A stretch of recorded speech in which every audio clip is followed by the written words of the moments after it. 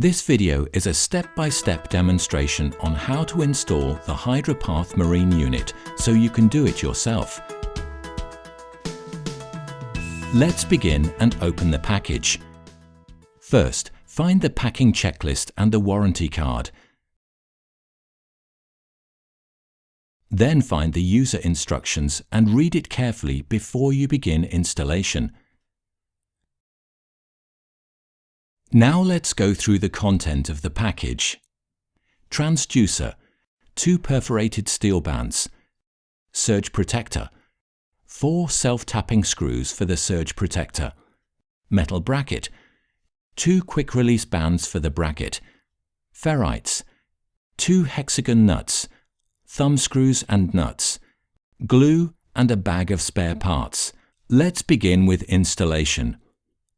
Take the bracket and one of the quick-release bands and insert the band through the inner slots of the bracket.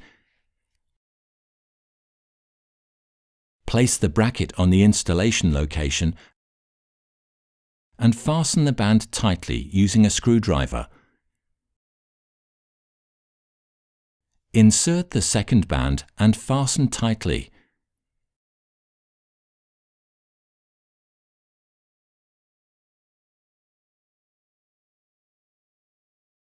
Once the bands are tightly fastened, cut or fold the excess band. Take the perforated steel band and loosen the screw lock as far as you can.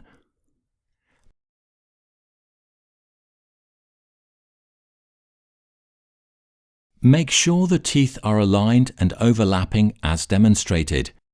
Place the transducer on the bracket. If you install the unit vertically, make sure to place the ferrite cage upwards. Insert the perforated band through the outer raised slots of the bracket.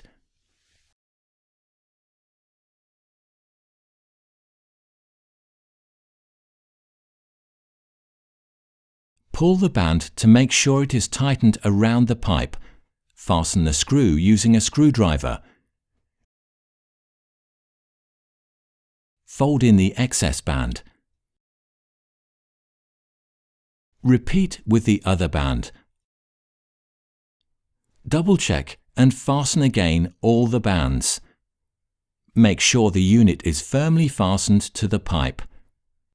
Take the hexagon nuts and separate them from the screws. Place the hexagon nuts into the holes next to the holding cage. The unit is supplied with at least 1 long ferrite. Take a long ferrite and insert it through the holding cage until the holes line up with the hexagon nuts. Take a second ferrite and insert a thumb screw through the holes of both ferrites. Loosely screw into the hexagon nut. Repeat on the other side. There is no need to fasten the screws tightly at this point. Assemble all the other ferrites around the pipe.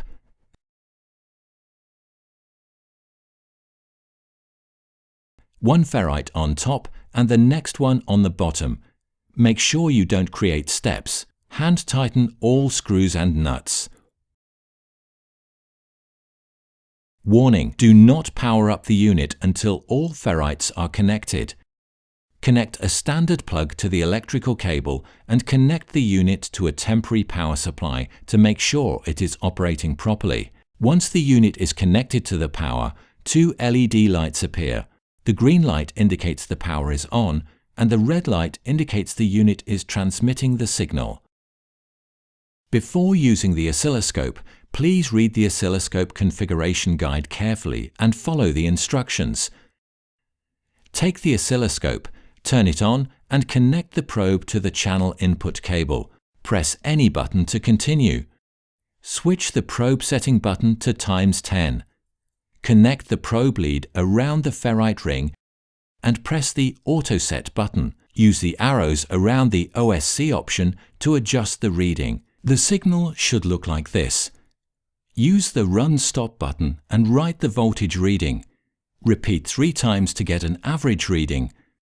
If you are not sure whether the signal is correct, you can unplug the unit from the power, open the ferrite ring and close it again without the pipe.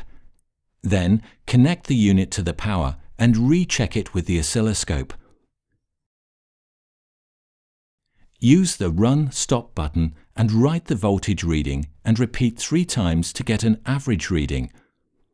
If the signal looks different and/or the average reading is over 15% higher than when around the pipe, you may have an electric loop and need to contact your supplier to resolve that.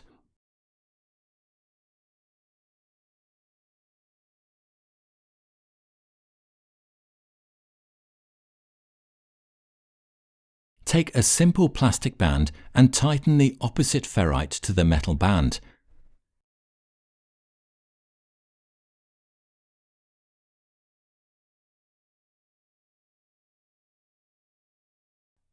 Then add a drop of glue to each thumb nut and screw it back.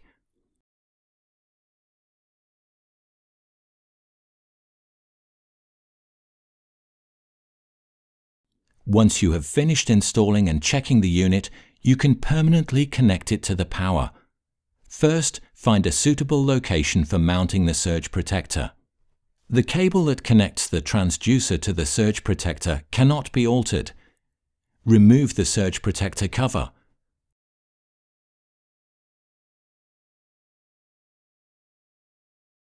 The surge protector includes a safety shield on top of the connection to the transducer, 2 fuse holders, 3 standard electrical connections, BMS relay signal wires SW. Unfasten the cable gland. Unfasten the screws. Pull out the supplied electrical cable. Connect a new 3-wire standard cable. Make sure to take the rubber seal from the supplied cable and place it on the new cable. In case you are required to connect the unit to an indicator light, computer or alarm, use a 5-wire cable and connect it to the SW connection as well. Insert the rubber seal into the grommet and screw the gland. Go back to the chosen location of the surge protector and mark for drilling. You can also drill directly through the 4 holes using a 2.2 mm drill bit.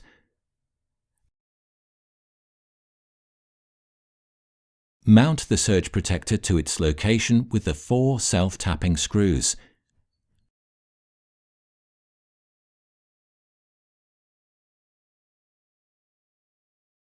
Close the cover and screw it back diagonally.